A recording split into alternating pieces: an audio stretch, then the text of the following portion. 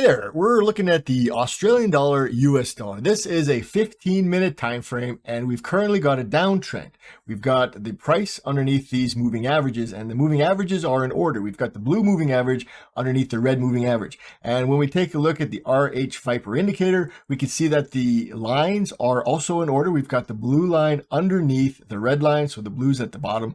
Now the RH Viper filter is red, but at this point, when we're looking at the trend, we don't really need to consider the filter indicator. It is going to move back and forth as the market moves back and forth, but the prevailing trend with the moving averages and the RH Viper indicator, they are short, they are bearish. So we are good for that downtrend. And again, the price is underneath the moving averages. So the next thing we're going to do now is be looking for the price to come back and touch that blue moving average. So when that does happen, we've got the setup phase and we'll go to the next step from there. Okay, so it's been a couple candles and we do have the price touching that blue moving average. So we are officially in setup mode. So the next step now is to look for that short opportunity. We're looking for a signal to sell. So what we want to see is that the trend stays down and we get all the signals in line, all the signals in order for a short trade. So it's been a few candles and we have most of the criteria met for a short trade, but not everything. We have, in this case here, we see this one candle. This candle has closed and it has closed below the moving average. We have the RH Viper histogram is red. The RH Viper filter at this point is also red, but we don't have the arrow above the price. So we are still waiting on that arrow. Now this candle is forming. When this candle closes, we may get that arrow. Okay, well, the next candle has closed and we got that arrow to go short. So with this one candle right here, we have the Viper arrow above the candle. We've got the price closing below the blue moving average. We've got the RH Viper histogram is red and the RH Viper filter is also red. So we are going to be placing a short trade right now. And with that short trade placed, our stop loss is going to go just above this recent swing high.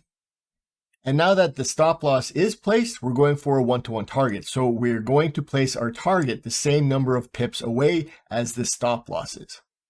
Now with everything in place, we've got our trade entered, we've got our stop loss and the take profit is placed. The next thing we want to do is trade management. So we're going to look for the next candle that forms completely below the blue moving average. And we get this on this one candle that just recently closed. It formed completely below the blue moving average. This high didn't touch that blue moving average. So now I'm going to take my stop loss from this recent swing high and move it to this candle's blue moving average just above that moving average. So we're not on the moving average, but a little bit above it. And now we're going to continue this for every new candle that forms. So when a candle closes, we are going to take a look at that blue moving average and move that stop loss to that candle's moving average. And we may get taken out of the trade by doing this, but at this point, we've already reduced the risk by half. So if we do lose this trade, it's not going to be a big deal to get that back. All right, so we've got this one candle here and its blue moving average is right here. And I've positioned the stop loss just above that moving average. And again, we're going to continue to do this with every new candle that closes. Okay, we didn't have to do that for too much. We had the market continue to move down and this was a really nice trade. We didn't have any white candles along the way and it came right down, took us out, hit us with the full profit. Our stop loss was never in risk in any way.